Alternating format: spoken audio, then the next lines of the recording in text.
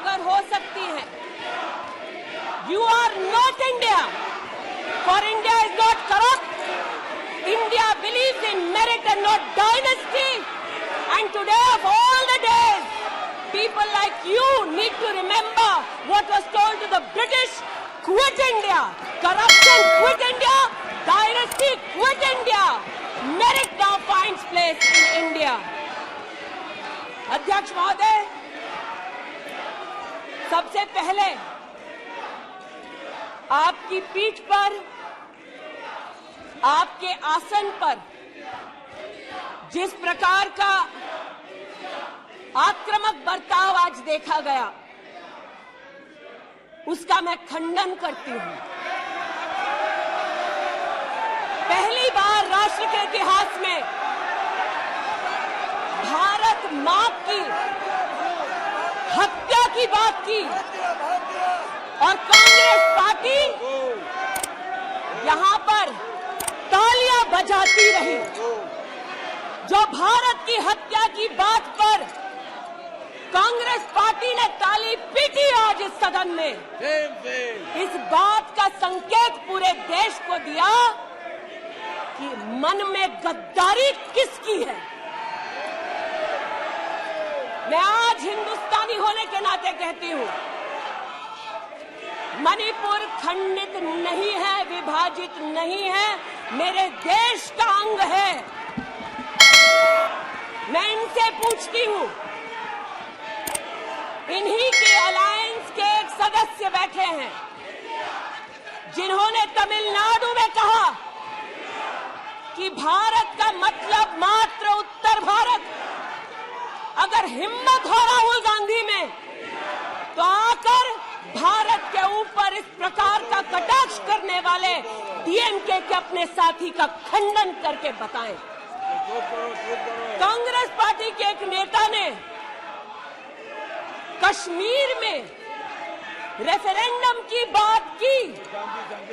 अगर हिम्मत है गांधी खानदान में तो इस सदन में और इस देश को बताए कि कश्मीर को देश से हटाने की साजिश में कांग्रेस के उस नेता का वक्तव्य क्यों है। You are not India because you define corruption in India. You are not India because you define incompetence. You are not India. एक मिनट, माननीय सदस्य, ये तरीका ठीक नहीं है। सदन में नारेबाजी करना तरीका ठीक नहीं है। प्लीज माननीय सदस्य बैठिए, उनको अपनी बात कहने दीजिए। आपने अपनी बात कही है, यह तरीका ठीक नहीं है। नो गलत तरीका है आपका, नो गलत तरीका है आपका।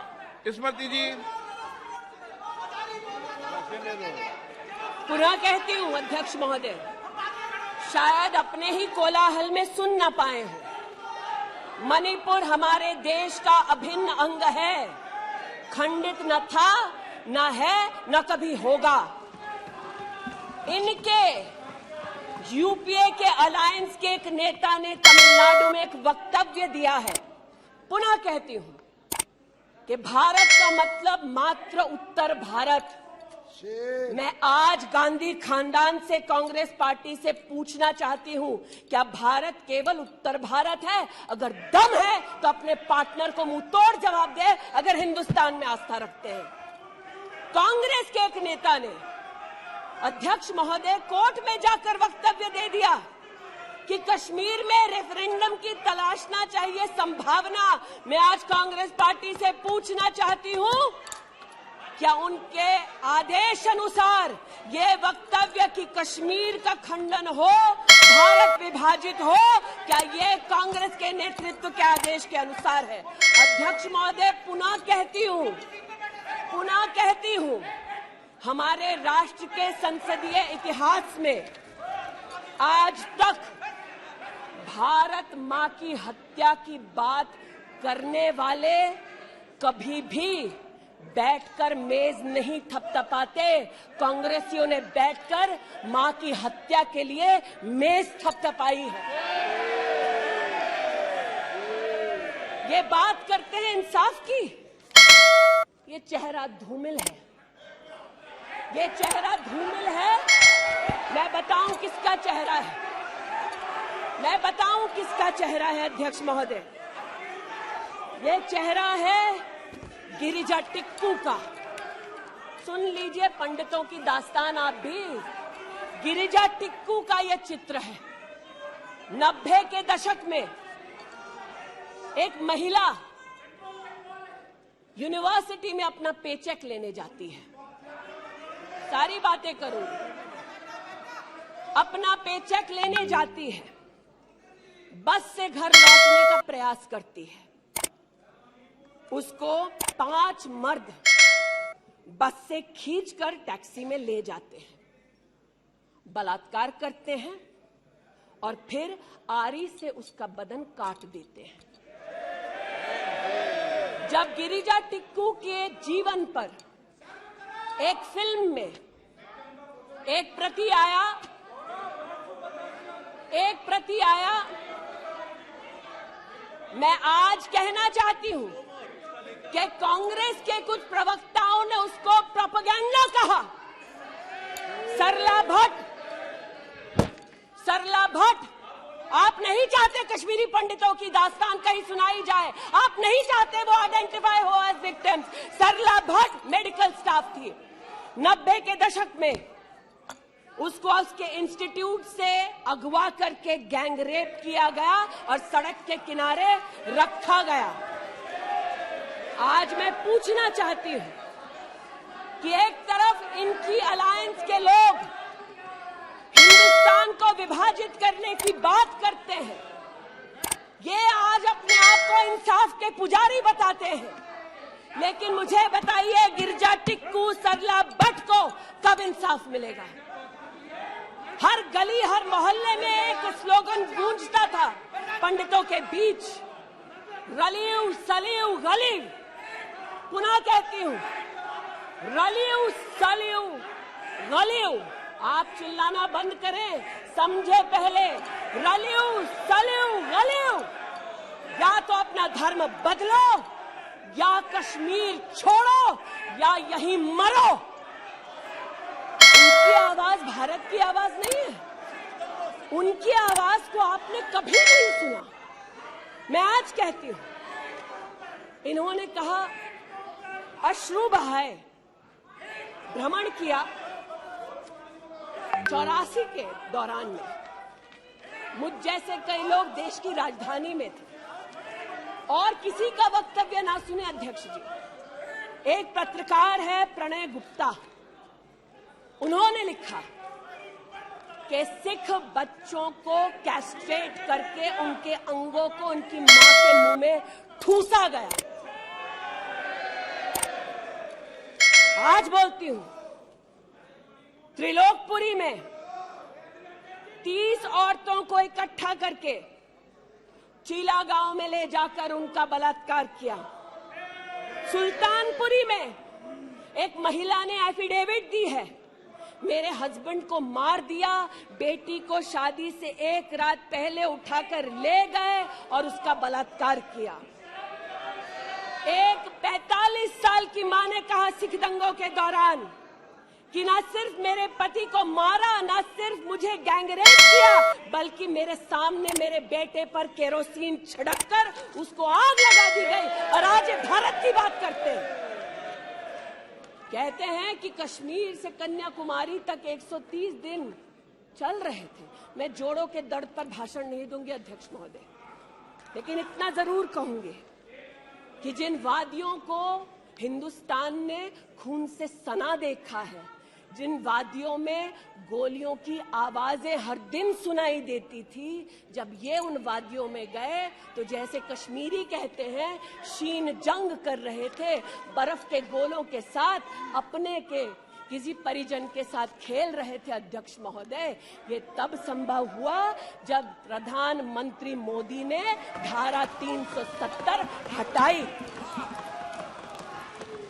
आज इस सदन में उल्लेख हुआ है कि ये गए हैं, I have been to Manipur, you might have not been. आज इस सदन में उल्लेख हुआ है कि ये यात्रा में गए और यात्रा में क्या आश्वासन दिया कि अगर इनका बस चले तो धारा 370 ये पुनः स्थापित कर दे। धारा 370 की वजह से कश्मीर की बेटियों को दहेज के लिए अगर प्रताड़ित किया जाता था तो वहां की बेटियों के पास कानून का सहारा नहीं था, क्योंकि इन्होंने धारा 370 लगाई। कश्मीर में अगर बेटियां प्रदेश के बाहर ब्याही जाती थी तो उनके पैतृक संपत्ति पर उनका अधिकार समाप्त हो जाता था, क्योंकि इन्होंने धारा 370 लगाई। कश्मीर में अगर 14 साल से कम उम्र की बच्ची का 18 साल से कम उम्र की बच्ची का ब्याह रचा दिया जाता था तो उसे कानून का संरक्षण नहीं मिलता था, क्योंकि इन्होंने धारा 370 लगाई। आज जो भग गए हैं सदन से उनसे कहना चाहती हूं कि इस देश में न धारा 370 लौटेगी। इस देश में कभी भी पंडितों को रलिव सलिव गलिव का धमकी कोई देने वाले बचेगा नहीं। आज कई यहां पर बहनें उपस्थित हैं जो वहां से अपनी आक्रोश को और राहुल जी के प्रति समर्थन को व्यक्त कर रही हैं। 84 के दंगों का विवरण सुनकर, गिरिजा टिक्कू का विवरण सुनकर, और मैंने स्वयं अध्यक्ष जी मणिपुर के मुख्यमंत्री से बात कर त्वरित रूप से वहां पर लोग पकड़े जाएं, न सिर्फ इसका वहां पर निवेदन किया बल्कि वो लोग पकड़े गए। सीबीआई की इंक्वायरी जारी है। लेकिन जो आज यहां बैठे हैं, मैंने उनसे पूछना चाहती हूं, जो चले गए, उन्होंने कहा वो राजस्थान गए हैं। और राजस्थान में क्या हुआ महोदय? गिरिजा टिक्कू को तो 90 के दशक में आरी से काट दिया गया था। भीलवाड़ा में 14 साल की लड़की के साथ सामूहिक बलात्कार होता है। इस सदन से 2 महिला एमपीज उस परिवार से मिलती हैं। बच्ची जब जिंदा थी गैंगरेप के बाद महोदय, उसे काटा जाता है, फिर उसे भट्टी में डाल दिया जाता है। ये इन महिला सांसदों का वक्तव्य है कि जिस बच्ची को 14 साल की उम्र में जब जीवित थी गैंगरेप के बाद भीलवाड़ा राजस्थान में काटा गया, जलाने के लिए फेंका गया, उसका मात्र एक हाथ भट्टी के बाहर छूट गया था। मैं आज पूछना चाहती हूं अध्यक्ष महोदय, ये आज जो जोर जोर से चिल्ला रहे हैं, न्याय की गुहार इन्होंने तब नहीं लगाई जब 60 साल की एक महिला का पश्चिम बंगाल में उसकी नाती के सामने गैंगरेप हुआ। कोर्ट में केस लंबित है। इनका दिल नहीं दहला और पूछ रहे थे कि मणिपुर के बारे में आप नॉर्थ ईस्ट के बारे में नहीं जानते। जिन्होंने प्रस्तावना की उनसे कहती हूँ, नल्ली का मैसेकर हुआ, 5 मिनट के लिए कांग्रेस की एक नेत्री गई, लेकिन इनका क्या रुख था तब। 2012 में तरुण गोगोई जी ने स्वयं वक्तव्य दिया है कि दंगे हो रहे हैं, लेकिन कांग्रेस की केंद्र की सरकार ना ट्रूप्स दे रही है, ना इंटेलिजेंस दे रही है। कोकराझार की बात करते हैं, ये मेरा वक्तव्य नहीं है, तब के कांग्रेस के मुख्यमंत्री तरुण गोगोई का वक्तव्य है। कोकराझार में हिंसा होती है, धुबड़ी में 3-3 महीने कर्फ्यू रहता है। आज महोदय जो लोकतंत्र की दुहाई दे चुके हैं, हम बार बार इस सदन में बार बार इमरजेंसी की गाथा को याद करते हैं। इस सदन में हम लोग बार बार उन नेताओं को, उन सामाजिक संस्थाओं को, उन मीडिया के बंधुओं को, उनकी प्रिंटिंग प्रेस कैसे जबरन बंद कर गई, उसको, इस पर विस्तृत चर्चा होती है।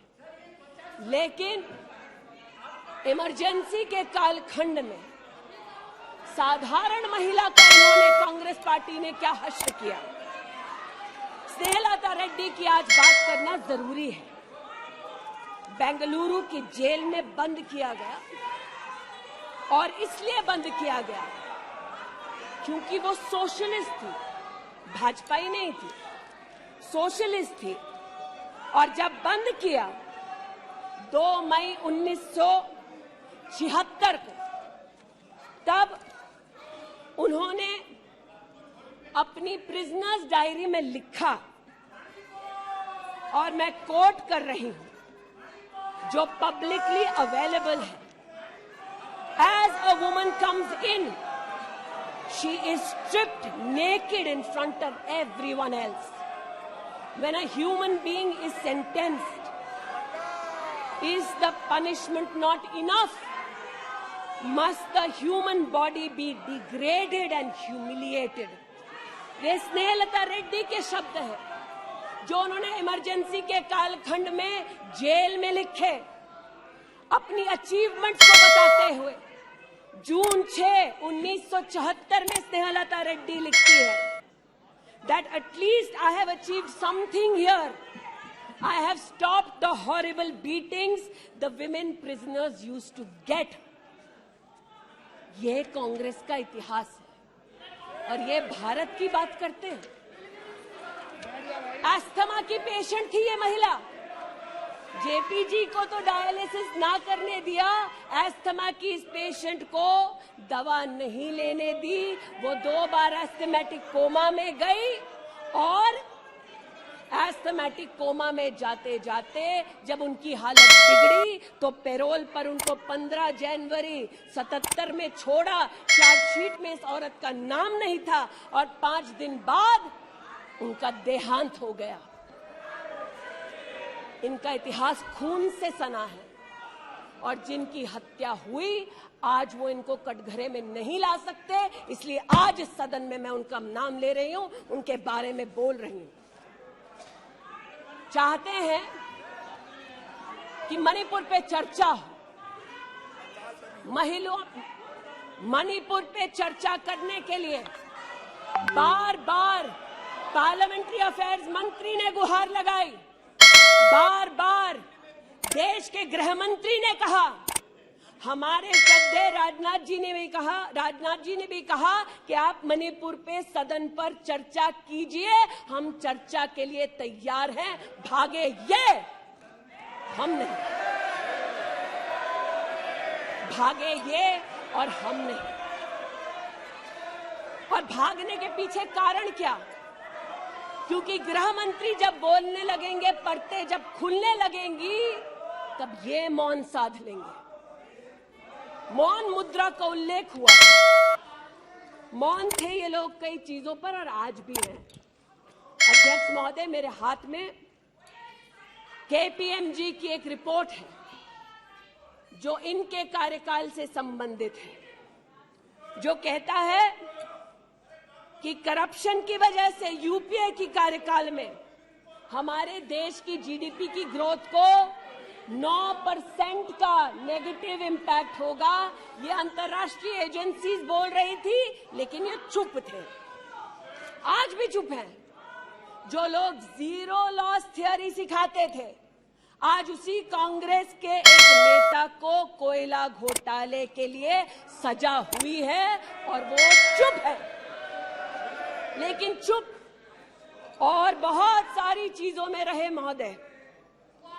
2005-06 में यूपीए की सरकार को यह ज्ञात हो गया था कि खुले में शौच करने की वजह से महिलाओं का बलात्कार हो रहा है। 2005-06 में इनको पता था, ये सरकारी सर्वे में ज्ञात हुआ है, लेकिन ये चुप थे। 2010 में वर्ल्ड बैंक की रिपोर्ट ने कहा, इनकी तब सरकार थी, कि स्वच्छता न होने की वजह से देश की जीडीपी पर 6.4 का नेगेटिव इंपैक्ट है। ये चुप रहे। महिला का बलात्कार खुले में शौच में हो रहा था, इनको पता था, ये चुप रहे। 2014 तक देश में केवल 39% आबादी को इन्होंने टॉयलेट की व्यवस्था सुनिश्चित करके दी। 2019 तक 100% कवरेज हुआ। 110 मिलियन टॉयलेट। ये हंसते हैं इस पे अध्यक्ष जी।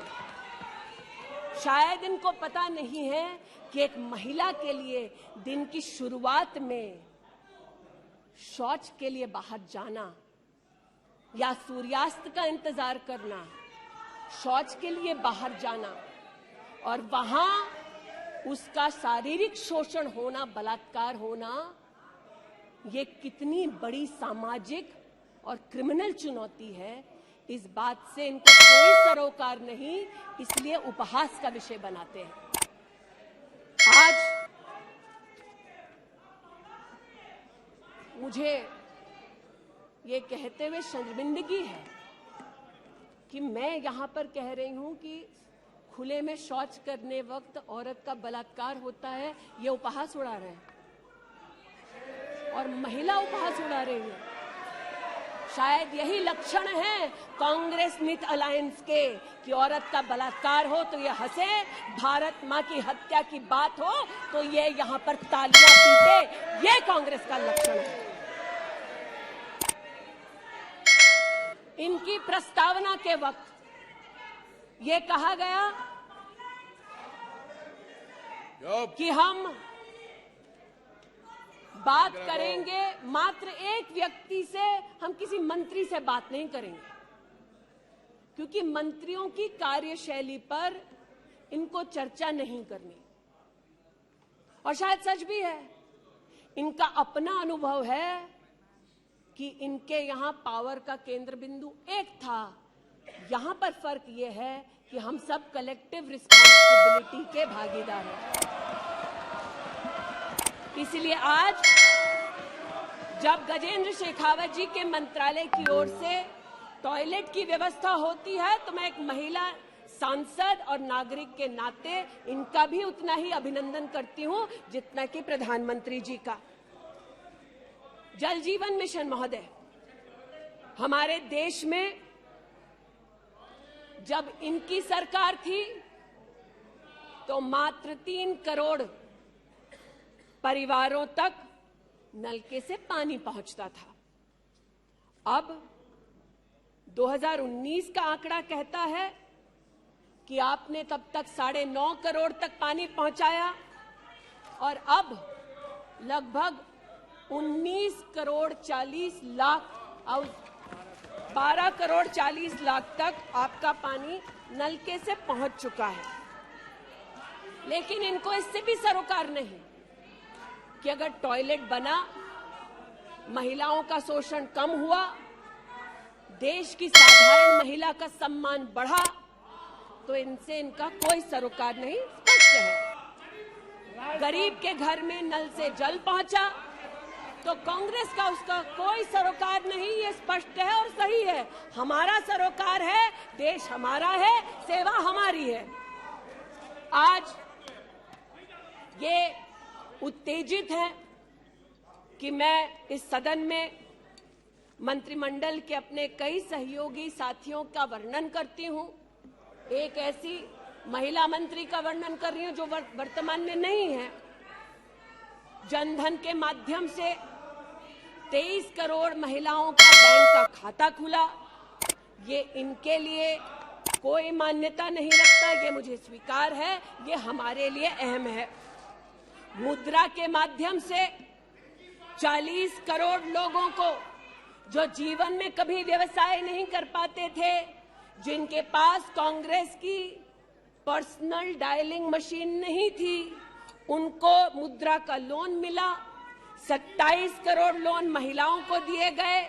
महिलाओं को अपना व्यवसाय शुरू करने के लिए 23 लाख करोड़ रुपया सैंक्शन किया गया मुद्रा के माध्यम से। इनका उससे कोई सरोकार नहीं। 8 करोड़ नौजवान हमारे राष्ट्र के इतिहास में फर्स्ट टाइम एंटरप्रेन्योर्स बने। इनका उससे कोई सरोकार नहीं। 1,80,000 अकाउंट्स में स्टैंड अप इंडिया का 40,000 करोड़ का पैसा दिया गया। 80% महिलाएं। एक मिनट प्लीज, क्या तरीका है? वह अपनी बात कह रही है, तथ्यों के आधार पर कह रही है। आपको खंडन करना है तो आप बोलना, जब तथ्यों के आधार पर करना गलत बात है। नो गलत। माननीय मंत्री जी,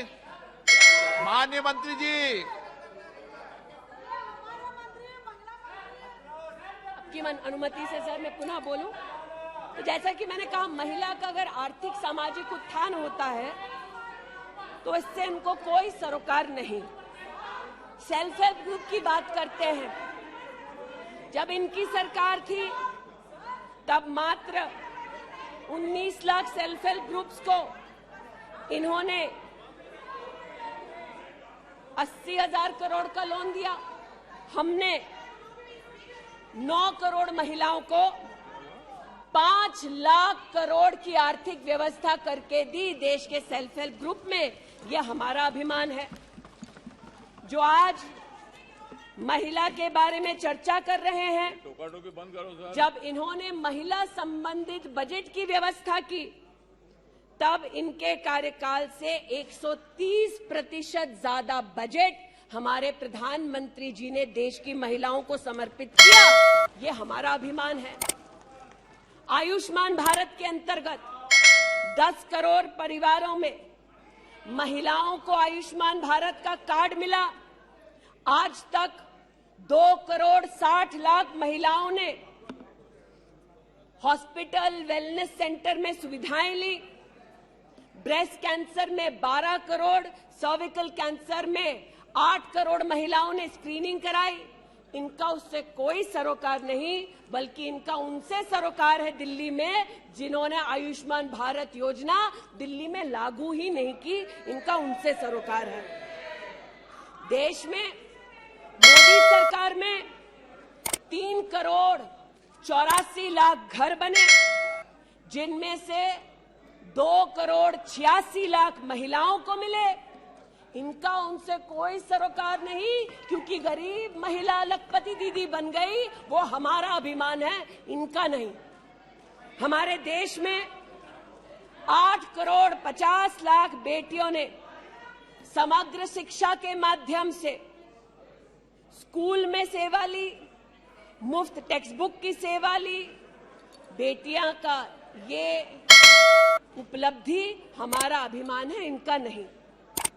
5 लाख से ज्यादा बेटियों के लिए स्कूलों में अलग से टॉयलेट की व्यवस्था हुई। ये इनका अभिमान नहीं, हमारा अभिमान है। हमें अपनी बेटियों पे गर्व है। 5 लाख दिव्यांग बेटियों को मंथली स्टाइपेंड मिलता है। ये सेवा हम देश की बेटियों को दे सकते हैं। ये हमारे लिए बहुत बड़ा प्रभु का उपकार है। 1,28,000 बेटियों को मेरिटोरियस स्कॉलरशिप दी जाती है, 12,000 रुपए की हर साल। ये सेवा का मौका परिवारों ने हमको दिया। 2 लाख से ज्यादा बेटियों को सेल्फ डिफेंस की ट्रेनिंग दी जा रही है। आज एलिमेंट्री एजुकेशन में बेटियों की एनरोलमेंट 100% है इस देश में। ये हमारे देश के लिए गौरव की बात है। आज पहली बार फीमेल एनरोलमेंट उच्च शिक्षा में महोदय 2 करोड़ से ज्यादा हुआ है महिलाओं का। ये देश के लिए गौरव की बात है। आज दलित बेटियों का एनरोलमेंट बढ़ा है 38%। दलित बेटियों का उल्लेख करती हूँ, ये चिल्लाते हैं, इनको दलित बेटियों से सरोकार नहीं, हमको है। ये हमारे लिए गर्व की बात है। आदिवासी बच्चे, लड़कियां 63% उनका एनरोलमेंट बढ़ा महोदय। आदिवासी बच्चों के साथ इनका कोई सरोकार नहीं। आदिवासी बेटियों ने हमारे प्रधानमंत्री को सेवा का मौका दिया। ये हमारे लिए प्रभु की असीम कृपा है।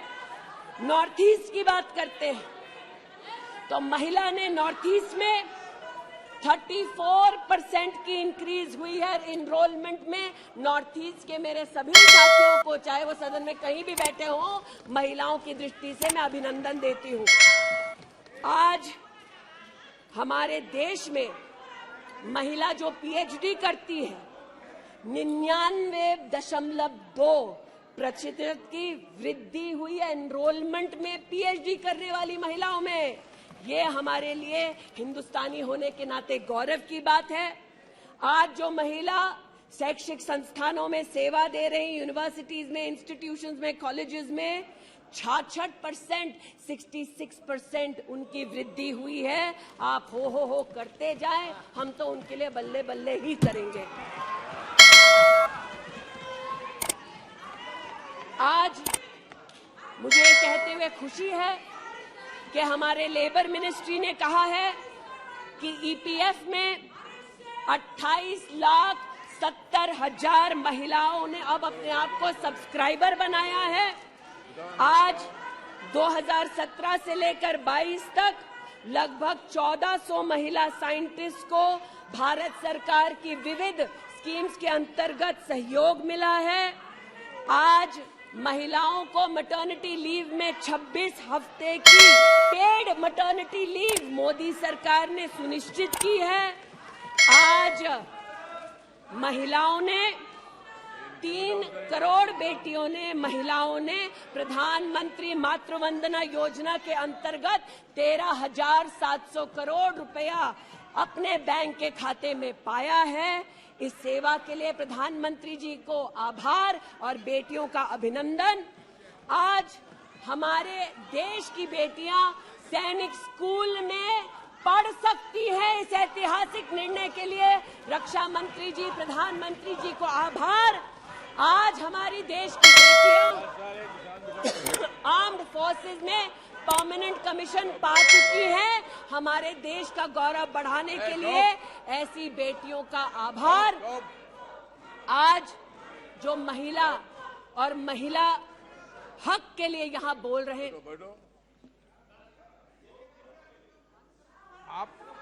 आप विषय पे बोल रही हैं और अविश्वास प्रस्ताव पे सब विषय पर बोल सकते हैं।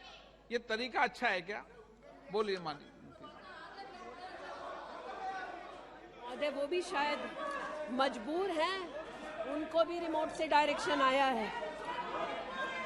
इतना ही कहना चाहती हूँ कि आज एक तरफ हमारी बेटियों ने सैनिक स्कूल में, आर्म्ड फोर्सेस में अपने प्रतिभा के आधार पर देश का गौरव बढ़ाया है।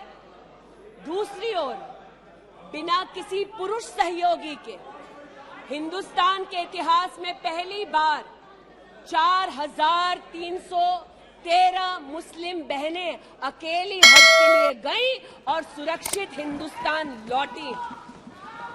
जो महिला हक की बात करते हैं महोदय, उनसे कहना चाहती हूं, महिला हक को संरक्षित करने के लिए जब हमारी सरकार ट्रिपल तलाक के कलंक को मिटाना चाहती थी, तब महिला के हक में नहीं बल्कि वोट बैंक के लालच में इन्होंने सदन की कार्रवाई को त्याग दिया। आज जब ये महिला सुरक्षा की बात करते हैं महोदय, तो ये कहना उचित होगा कि एक तरफ निर्भया फंड की रचना की घोषणा करते हैं 13 में, एक काम निर्भया फंड में नहीं करते, लेकिन जो निर्भया के बलात्कारी हैं उनको कांग्रेस नित अलायंस के लोग बलात्कारी के हाथ में 10,000 रुपए और एक सिलाई की मशीन देते हैं।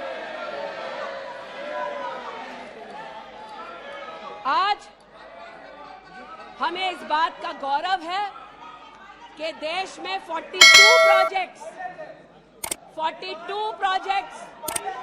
5,000 करोड़ की लगभग लागत से भारत सरकार के सौजन्य से बन रहे हैं। जो महिला सुरक्षा के लिए ये न कर पाए, वो आज प्रधानमंत्री मोदी कर रहे हैं।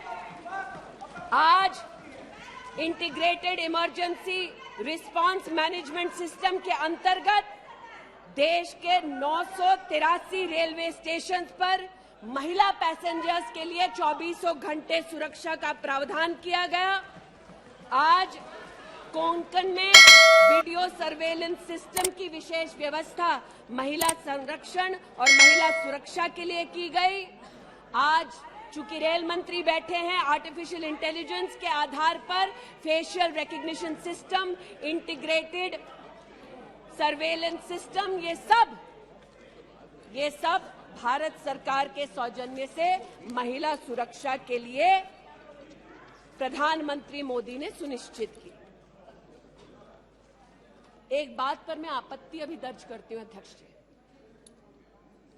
कि जिनको आज मुझसे पहले वक्तव्य देने का अधिकार दिया गया, उन्होंने जाते जाते एक अभद्र यहां पर लक्षण के दर्शन दिए। It is only a misogynistic man who can give a flying kiss to a parliament which seats female members of parliament.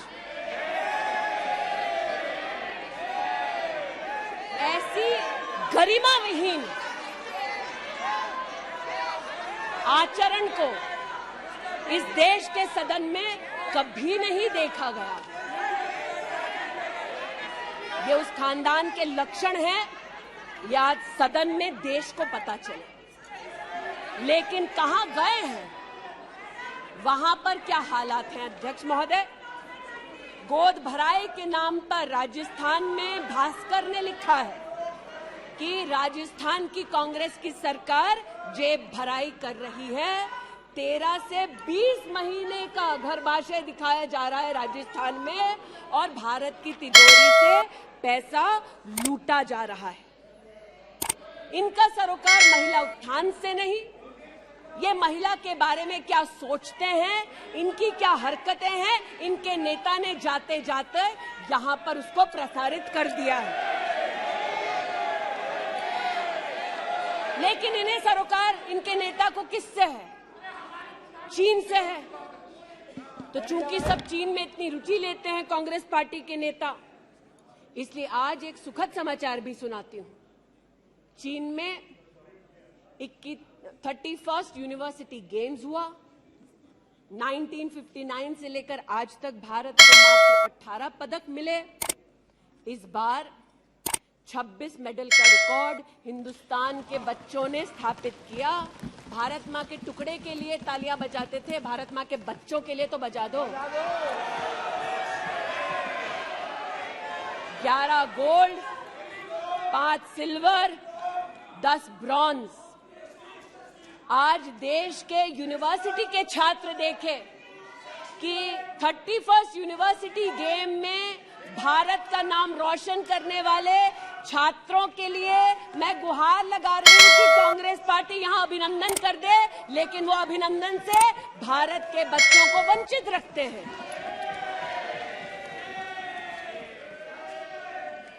बात अभिनंदन की निकली तो एक वो भी थे जिन्होंने आसमान चीरा और दुश्मन को मुंहतोड़ जवाब दिया।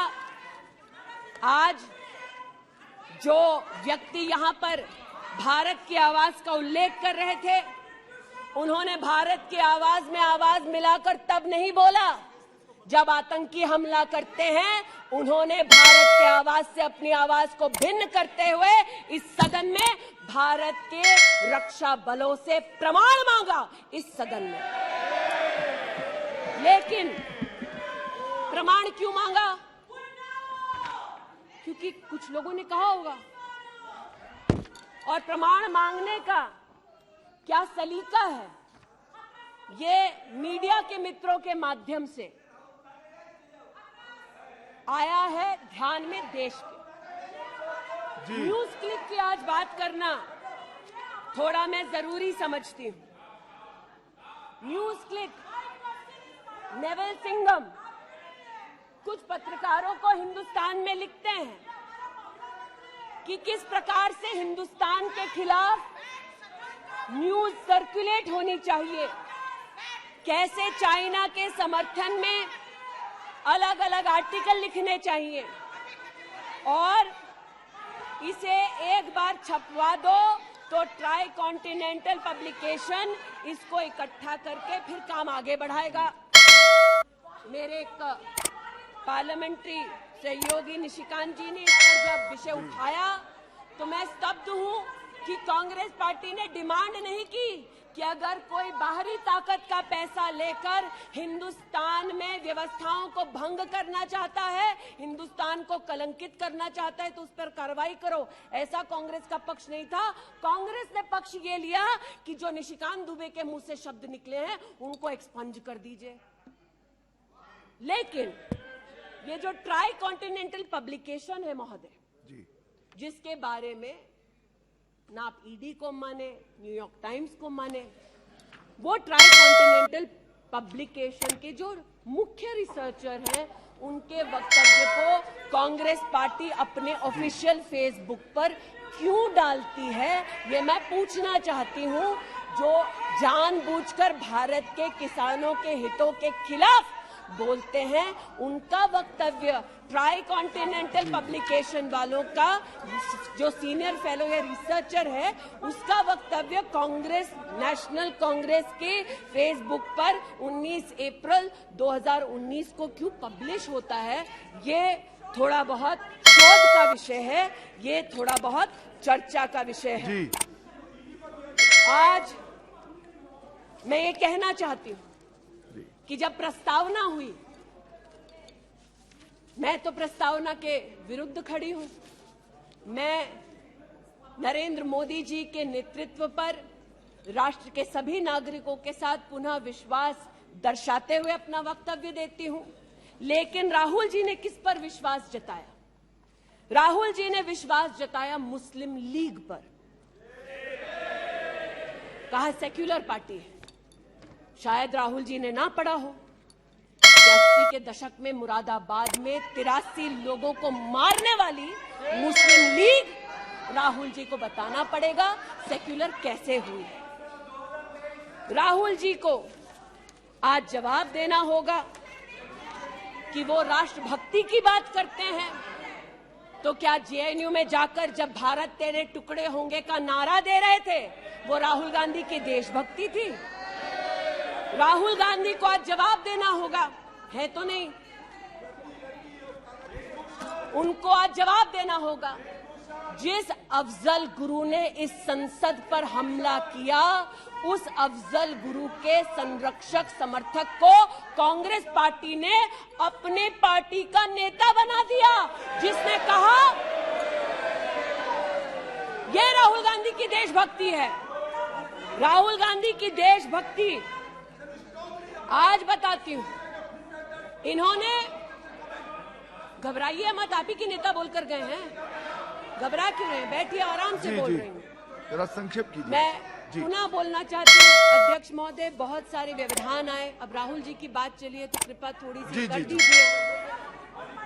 दोबारा कहती हूं, क्या बोले हैं और क्या बाहर बोले हैं। देश के बाहर गए तो कहा आइडियाज ऑफ इंडिया कॉन्क्लेव में that there is going to be a Mars upsurge.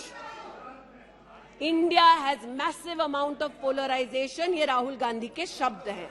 इसका मतलब राहुल गांधी ने विदेश में जाकर कहा हिंदुस्तानी सौहार्द की भूमिका में नहीं रहते। राहुल गांधी ने कहा कि हिंदुस्तानी भाईचारे में इतना विश्वास नहीं करते because there is a massive amount of polarisation. और राहुल गांधी ने कहा there is going to be a mass upsurge. Now the question is, how can the opposition effectively use the upsurge to change politics? मतलब उन्होंने कहा कि देश में उथल-पुथल होगी। मैं स्पष्ट करना चाहता हूं, विपक्ष इस उथल-पुथल को कैसे इस्तेमाल कर सकता है, ये मैं सोच रहा हूं। फिर उनका शब्द है, देश में केरोसिन फैला है, हमें एक चिंगारी की जरूरत है। आज पूछना चाहती हूं, माचिस ढूंढते ढूंढते राहुल गांधी कहां गए? अमेरिका गए?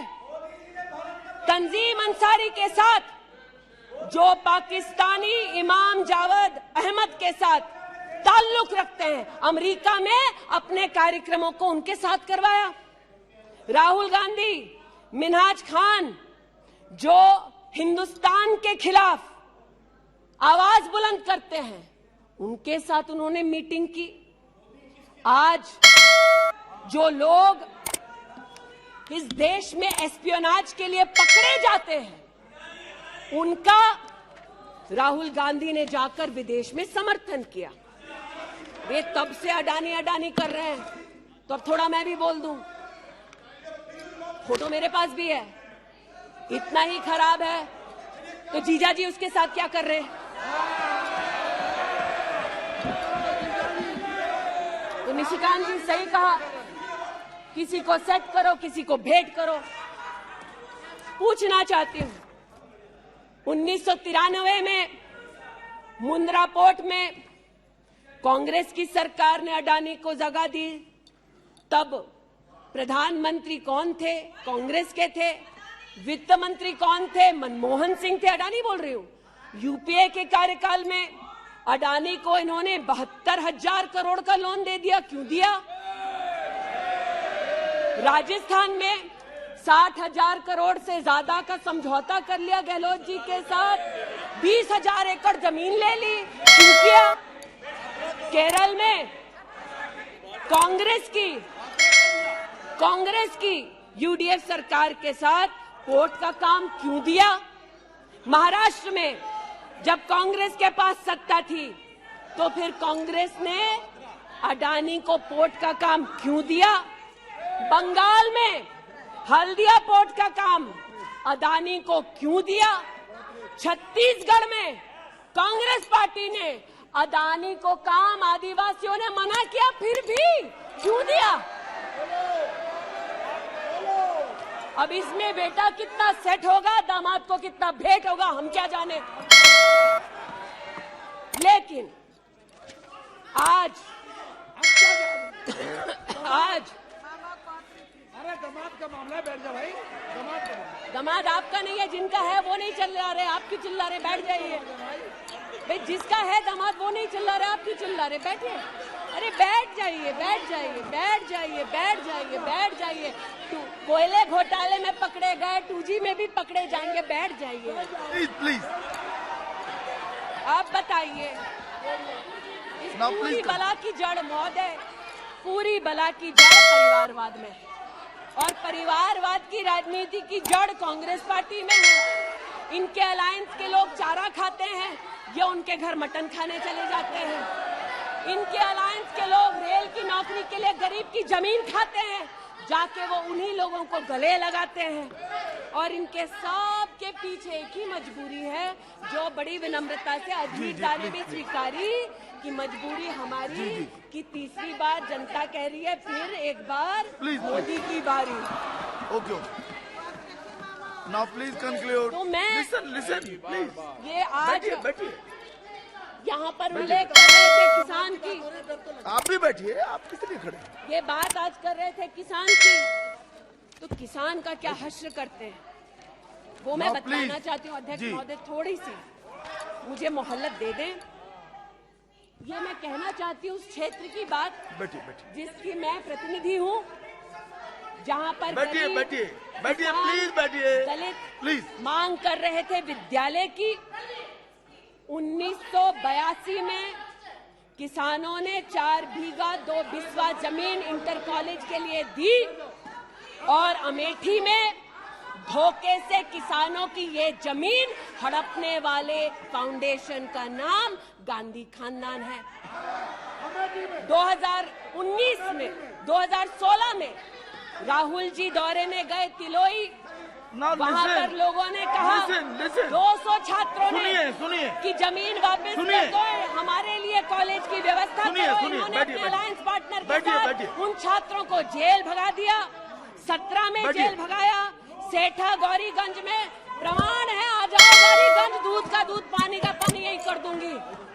गौरीगंज सेठा रोड पर जमीन हब्जाली, भूसियावा मार्ग पर नरसिंहभानपुर पर मुंशीगंज में जमीन हथियाली। ये उनका संस्कार है। जमीन कौन कौन हड़पता है, ये कांग्रेस की गाथा स्पष्ट है। जहां ये हैं, वहां पर आज मैं अभिनंदन देती हूं रेल मंत्री का, कि रेल कोच फैक्ट्री रायबरेली में भी 10,000 कोचेस तब बनी जब नरेंद्र मोदी देश के प्रधानमंत्री बने। पीड़ा हो रही है जी। मैं बस इतना बताना चाहती हूँ कि आज जो किसानों का दम भरते हैं, बालियान साहब शायद यहाँ नहीं है, मैं अमेठी के किसानों की ओर से विशेष बालियान साहब आपको नतमस्तक होकर आभार व्यक्त करती हूँ। राष्ट्र के इतिहास में पहली बार अमेठी में खाद की रैक उतरी जब मोदी आए। इन्होंने न खाद दी, गौरीगंज में किसानों पर लाठीचार्ज करते थे, राजनाथ जी इसके साक्षी हैं। इन्होंने 80% लोगों के पास अमेठी में, जहां 5 दशक इन्होंने राज किया, 80% लोगों को शौचालय नहीं दिया, 60% लोगों के घर में बिजली नहीं दी। और ये आज लोकतंत्र की बात करते हैं, अपनी प्रतिभा की बात करते हैं। आज मैं आभार व्यक्त करती हूँ, अमेठी का पहला सैनिक स्कूल मोदी जी ने दिया, 7.5 लाख लोगों को मुफ्त अनाज मोदी जी दे रहे हैं। अमेठी का आज पहला मेडिकल कॉलेज, जिसके नाम से इस खानदान ने जमीन हड़प ली थी, वो नरेंद्र मोदी ने दिलवाई। आज मैं इतना कहना चाहती हूँ अध्यक्ष महोदय, जो अभी है नहीं, जो 50 साल की उम्र के बाद देश देखने निकले थे, वो देश के किस कोने में वर्तमान में है मैं नहीं जानती, लेकिन इतना देखिए, जरूर एक सेकंड, एक मिनट। और देखिए, रोम के आपने एक फिलोसोफर का ये मंत्रिमंडल वक्तव्य, में अविश्वास प्रस्ताव लाया है। नेशन कैन तो सर्वाइव, मंत्रिमंडल उस संबंध में बोलेगा, Even उनको बोलने का ambitious, अधिकार है। प्लीज आप बैठ but it जाइए। cannot survive no, treason Manipur from पर चर्चा within. आपने नहीं मांगी है, An वो एक enemy विषय at the है, gate उस पर चर्चा is हो less रही है, formidable, उसका उत्तर but भी he is आएगा, known परंतु and no no carries no, his banner please sit down, openly. Please sit down. But what, sir, of the enemy who speaks slyly? What of that enemy? आज जिनके पास ना नीति थी, ना नियत थी, ना देश के प्रति निष्ठा थी, आज ना जो कभी हिंदू के हुए, जिन्होंने राम के अस्तित्व को नकार दिया, ना सिखों के साथ जिन्होंने इंसाफ किया, जो ना कभी महिलाओं के उत्थान के लिए समर्पित थे, ना नौजवान के सशक्तिकरण के लिए समर्पित थे, ना किसान के बलिदान को स्वीकार कर किसान की समृद्धि के लिए समर्पित थे। आज उनसे कहना चाहती हूं कि जो समर्पित है, जो सबके विश्वास के साथ सबका विकास कर रहा है, उस पर देश को पुनः विश्वास दिखाएंगे। 24 में पुनः मोदी सरकार बनाएंगे। इस अविश्वास प्रस्ताव का मैं निषेध करती हूं और भारत मां का जयकारा लगाते हुए जो भारत मां की हत्या की बात कर रहे थे महोदय, उनसे कहना चाहती हूं, अंग्रेज आए चले गए, मुगलिया सल्तनत आई खत्म हो गई, हिंदुस्तान आज भी है और आगे भी रहेगा। और हिंदुस्तान इस देश की तिजोरी की चाबी वापस उनकी माताजी के हाथ में नहीं देगा।